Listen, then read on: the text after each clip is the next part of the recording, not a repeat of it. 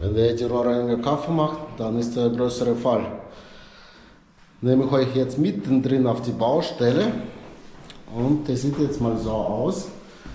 Wir haben eine Toiletteverstopfung im Kellerbereich mit einer Rückstau. Und hinter dieser Wand ist der andere Haus. Und da ist eine Hebeanlage, die im Moment jetzt auf Störung läuft. Davor war alles okay. Was habe ich alles rausgezogen? Sehen wir auch gleich. Und das war die erste Ladung. Richtige Tücher. Alles. Das ist jetzt keine feuchte Toilettenpapier. Ist richtig fest. Nach kleinem Rundgang habe ich meinen Kaffee fertig getrunken. Und was steht da? Feuchte Tücher, alkoholfreie feuchte Tücher. Der Eigentümer vom Laden hat morgen eine Besprechung. Er hat gesagt, hebst du die auf, die zeige ich Hermann. Ich sage, was habe ich zu ihm gesagt? Wenn ich bei jedem Kunde feuchte Tücher mitnehme, dann brauche ich schon mal Anhänger. Nach dreimal reinfahren läuft da nichts mehr. Ich habe sehr großen Widerstand und ja, schau mal. Das kommt wieder raus, ne? Ja. Das Problem ist, diese Hebeanlage, die auf Störung läuft. Wenn der Motor sich festfährt und geht kaputt, dann ist das schnell ein paar tausend Euro, was kaputt gehen. Da werden wir gleich mal schauen zur Hebeanlage, welche ist verbaut. So.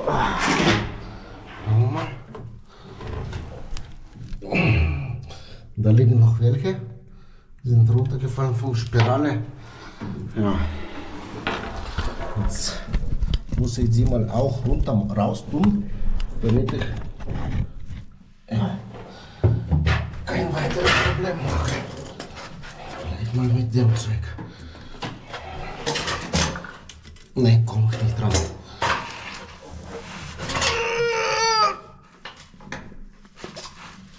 Ach, Scheiße.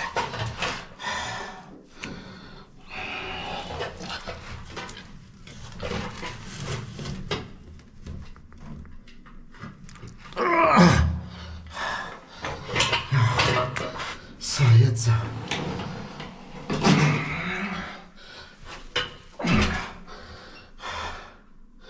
Jetzt machen wir mal so eine Art Zwischenkontrolle mit meiner Kamera und dann schauen wir bis zur Hebeanlage, wie das überhaupt aussieht. Und hier sieht man schon, dass es immer noch voll steht. Ja. Leitung steht immer voll. Das heißt, wir machen jetzt eine Besichtigung zu unserer Hebeanlage. Das ist aber meine Lappe. Das weiß ich schon. Ich habe schon alles gut. Da hört man schon, wie der Eigentümer randaliert bei Hebeanlage. Also, unsere Toilette sollte in dem Bereich sein und hier ist unsere Hebeanlage. Das erste, was wir sehen, das ist ein Motor. Das zweite ist mal Überschwemmung wieder.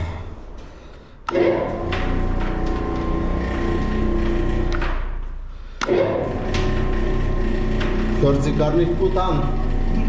Es hört sich gar nicht gut an. Nein, das hört sich schlecht an. Das läuft ganz anders. Ja, und das Problem ist, das sind jetzt diese feuchten Tücher, ne? Wahrscheinlich. Ja. Darum brauchen wir jetzt bei Gewerbegebiet 2 Motoren. Wenn einer ausfällt, dann muss ein anderer laufen. Das ist ja schon mal einmal verkehrt reingebaut. Ja, aber wenn wir 2 Motoren hätten und beide, Ja, beide ist schon klar, die Tücher. Aber trotzdem, wenn einer ausfällt, brauchen wir Doppelmotoren. Ja gut, dann heißt es für mich da unten runtersteigen, einmal Motor rausnehmen, kontrollieren, was da los ist. Hier haben wir einen schönen Schieber, 1, 2. Das ist schon mal sehr gut eingebaut. Einmal Pumpe haben wir auch. Ja, Heute wird ein sehr langer Tag. Hat mich wieder ordentlich erwischt. Jetzt sind wir schon mal bereit fast.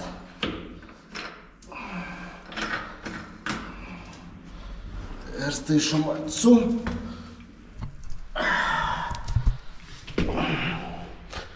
Hier sind auch kleine Monster dabei, aber nur mit langen Beinen. Von denen habe ich nicht so viel Angst. Aber ja. Wo ist was? Links und rechts.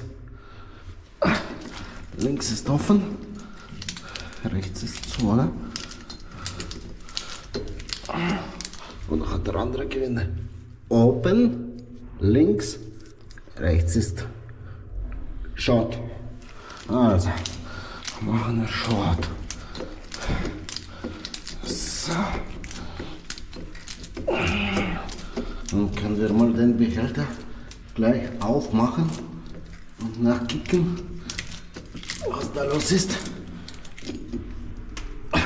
Wichtig ist, die Teile nicht vergessen zum Aufmachen. Okay. Hier steht schon mal. Entfernen vom Schwimmer. Ich hoffe, da ist jetzt nicht so viel drin. Upp. Da läuft die Sauce schon mal.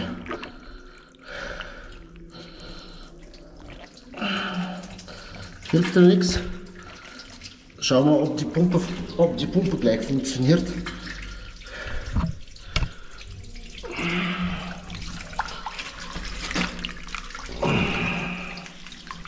Ja.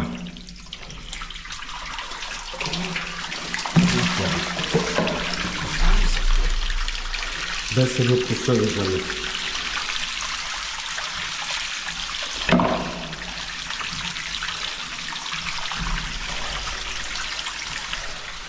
Das Beste ist, gerade habe mein Werkzeug geholt. Da ist eine Firma gekommen, Rohrreinigungsfirma, eventuell Konkurrent, da hat der Kunde angerufen wegen Angebot. Und die haben gemeint, wir müssen jetzt verstopft von die Seitigen. Die waren da und er hat gesagt, ist schon zu spät, der Rohrreiniger ist schon da.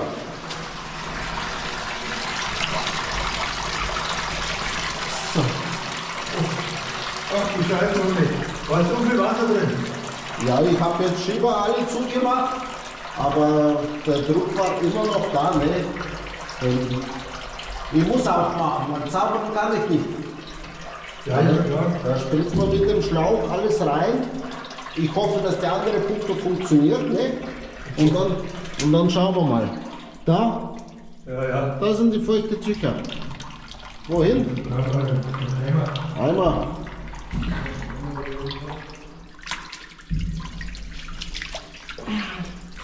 Aber wir können mal Schieber aufmachen, dann schauen wir, wie das ordentlich abläuft überhaupt und was da los ist.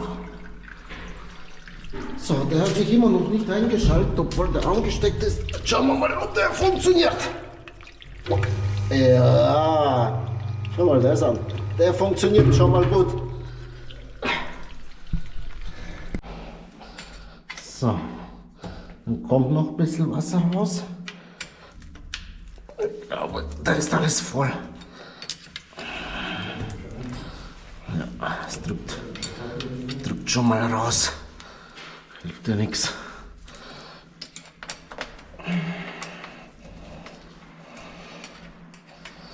Und der ist schon. Der war schon mal locker. Okay.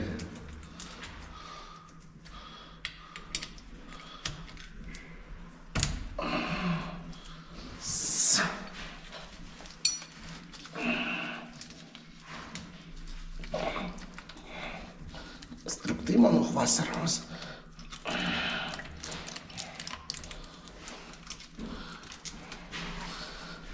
So, die wichtige Teile, dass wir nicht verlieren.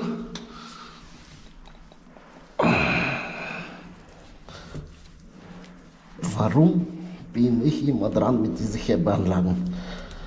Warum schmeißen die Desinfektionstücher rein. Das verstehe ich nicht.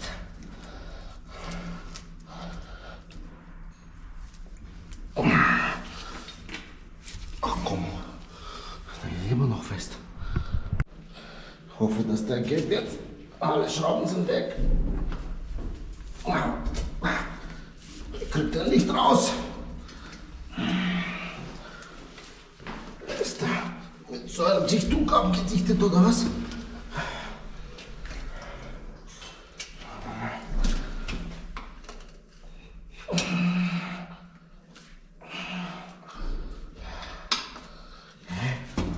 Warum geht der jetzt nicht raus?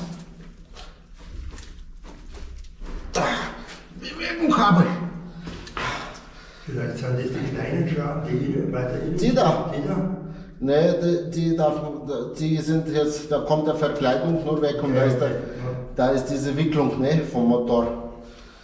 Die am besten nicht aufmachen.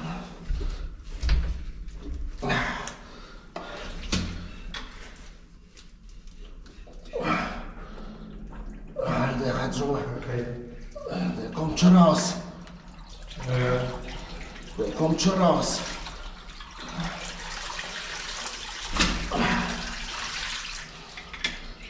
Der sitzt ja bloß richtig. Das ist vielleicht ein bisschen verklebt oder was? Ja.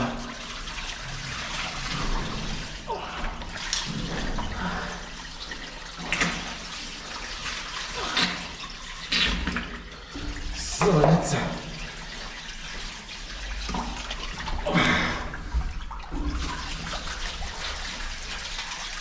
Da ist jetzt nichts drauf. Das ist noch die Gummidichtung. Aber sieht man, da sind feucht, da an diese Wicklung. Ne? Da ist diese Feuchtdichtung. Die ist zum Blockieren kommt. Na, jetzt schauen wir mal, ob das Wasser abfließt. Weil der dreht sich. Ja, der dreht sich gut. Ich schaue auch in dem Becken, ob was noch drinnen ist. Oder an diese Schwimmer oder was drin ist. An diesem Sensor. Und dann ist ja gut. Ein Problem lösen wir gleich heute. So, jetzt kommt die zweite Ladung. Nicht nur Kaffee, sondern auch feuchte Tücher.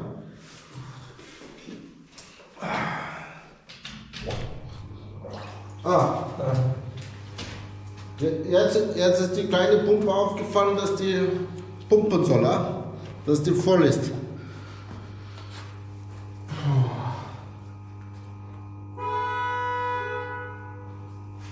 Da stehen zwei Autos und eine ist blockiert. Also Altstadt hörst du immer, dass jemand pumpt.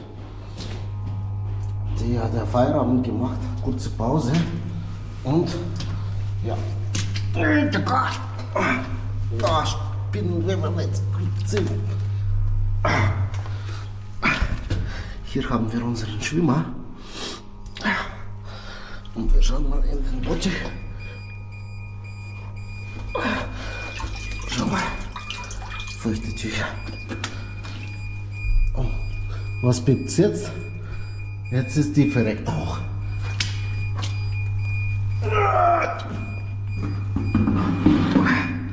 Ich glaube, ich schaue mal da vorne beim Motor erstmal. Rechts mehr.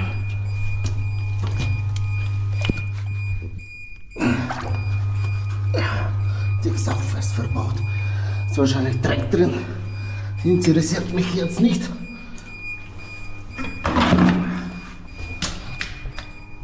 Au. So.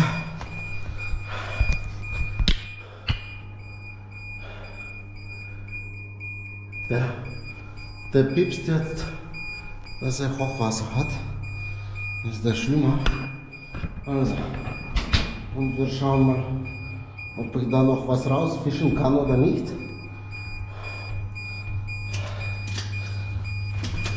Diese Maschine machen wir da.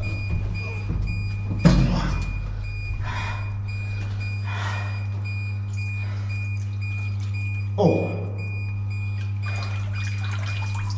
Das ist das große Problem. Schau mal, wie zusammengepresst ist das Zeug. Leckt mir am Fett. Das ist richtig zusammengepresste Desinfektionstücher. Ne? Und natürlich kann der Motor das nicht mehr packen. Ja. Enrico, da sind die besten Handschuhe. Extra für dich angezogen heute. Okay. Das Problem ist noch hier. In diesem Bereich sind noch wahrscheinlich feuchte Tücher. Da drin. Aber ja. Sobald ich wieder zusammenbaue, der zeigt auch was.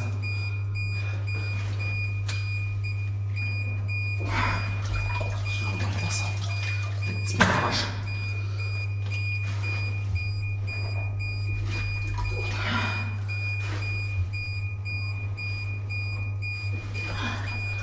Ach komm, stehe ja bis morgen da. Und meine Jacke ist voller Dreck. Ich sag's ja.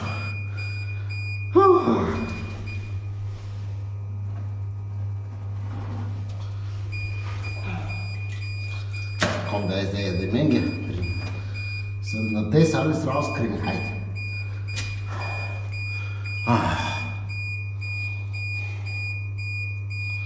Ich glaube, ich muss einen rauchen erst. Weil sonst drehe ich hier durch. Oh. Stellen wir jetzt Motor zusammen. Lassen wir mal laufen. Vielleicht packt er. Vielleicht auch nicht. Was ich nicht glaube. Oh, jetzt kommt der kleine Funktionstest. Mache jetzt meinen beide Schieber auf. Die piepst immer noch. Sie läuft auch noch nicht. Aber ja.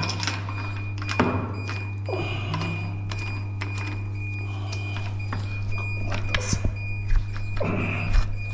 Ja, da kommt schon mal kein Wasser rein. Okay, der ist ja offen.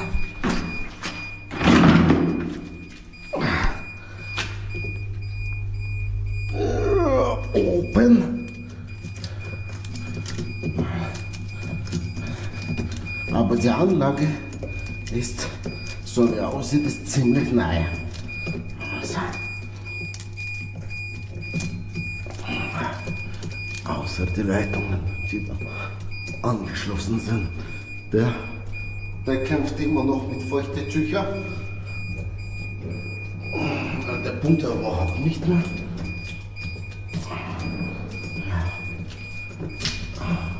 Und der pfeift schon eine halbe Stunde, glaube ich.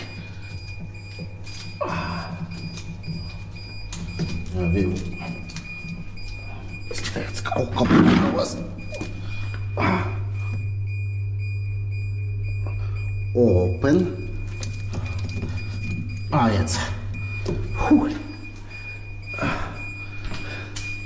Jetzt schauen wir mal, ob das läuft nach Plan oder nicht.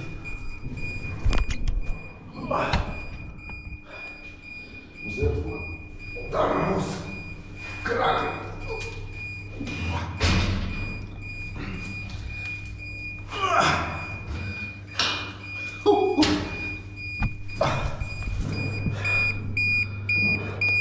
Mama, okay. Automatik. Jetzt auf 0. Und schauen wir mal. Ob das jetzt funktioniert.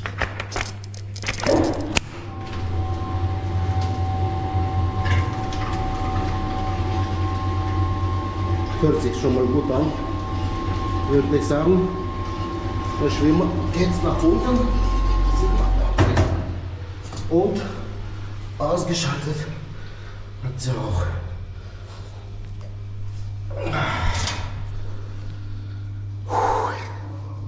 Ich denke, ich habe es jetzt geschafft.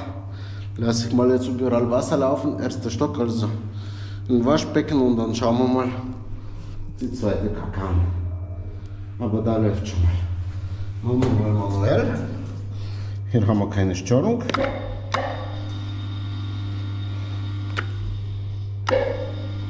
Okay.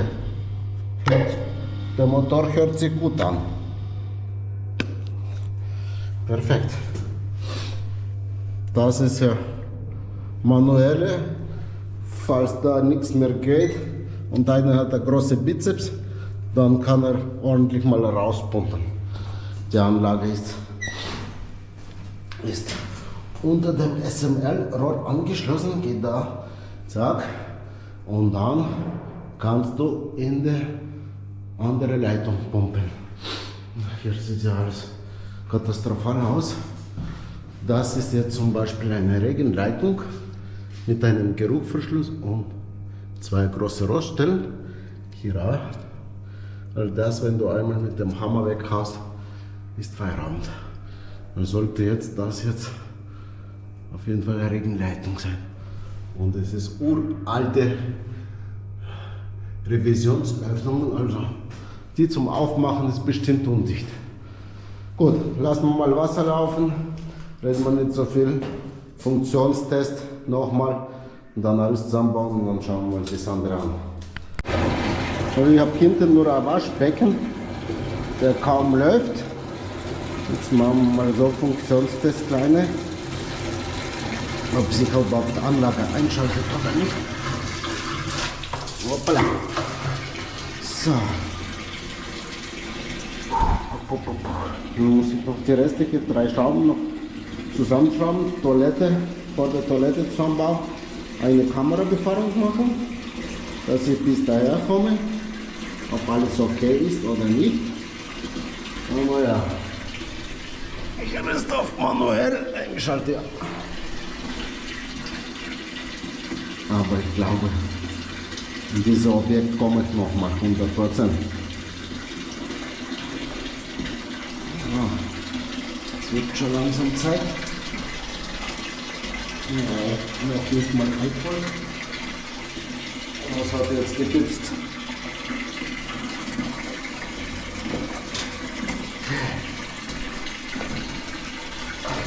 Der Grund ist immer, weil sobald er den Schild erreicht, schaltet sich die Anlage ein.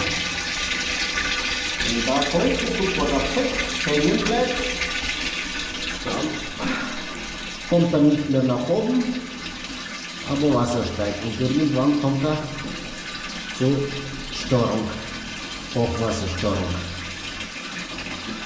Das sieht doch gut aus. Perfekt. Oder?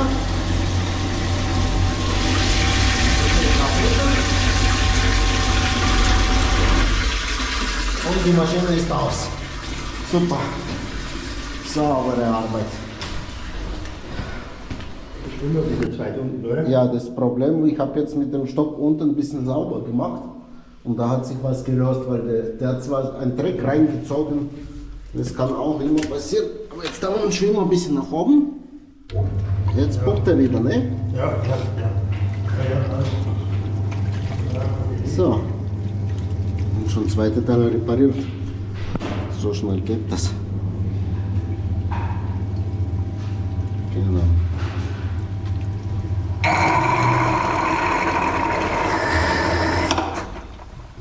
Gut. Also entweder Sie spülen hier Das spült man nur raus, das braucht aber Sie nicht machen, das mache ich dann später. Genau, und dann, falls der hängen bleibt, kurz mal mit dem Stock rundum ein bisschen Dreck wegmachen, dann geht er weg. Aber der geht bloß, wenn er halb voll ist, dann schaltet sich aus, dann müssen Sie den Schwimmer ein bisschen nach oben machen. Ja, genau. Ne? Aber wenn Sie das hören, dann aufhören, weil sonst geht der Motor kaputt. Ja, ja. Sind Sie jetzt zufrieden mit der Arbeit? Ja, also, ich bin erschüttert, Okay. wie man so dämlich sein kann. Ja, weil Aber es sind Leute, Menschen. das ist der tägliche Job vom Rohrreiniger. Ja, ja. So, wir bauen jetzt mal oben Toilette zusammen, vor der Kamerafahrt, wie ich gesagt habe. Schauen wir mal diese Leitung bis daher ab. komplett bis zur Hebeanlage und dann ist die Baustelle endlich mal soweit. Aber zuerst wird der dritte Kaffee vernichtet. Jetzt schauen wir mal, wie die Leitung wirklich aussieht nach der Verstopfungsbeseitigung. Ich hoffe, dass es jetzt alles frei. Okay. Das Waschbecken läuft momentan bei mir, aber kommt nicht keiner Wasser noch. Ah, da kommt er. Hier kommt meine Waschbecken. Hier kommt noch eine Leitung dazu. Alles sehr rau, so wie aussieht. Hier haben wir diese schwarze Rand, wo alles hängen bleibt. Aber ich glaube, hier gehört man einmal so Ausfräsung, eine Art Grundreinigung durchgemacht, damit das Rohr wieder glatt ist. Okay, jetzt ist der letzte Bogen bei 8 Meter, das sollte schon mal Hebeanlage kommen. Genau, hier haben wir Übergang auf Plastikrohr, HT-Rohr. Warum auch immer HT-Rohr. Was haben wir hier? Okay. Dann passt. Passt. Und hier haben wir unsere Hebeanlage. Arbeit ist erledigt. Das Zusammenbauen vom WC brauche ich euch nicht zeigen, habt ihr schon mehrmals gesehen. Würde ich mich freuen über Like, Abo, Glocke aktivieren, damit du nicht verpasst meine neuen Folgen und gerne als Mitglied abonnieren und meinen Kanal unterstützen. Bis nächstes Mal.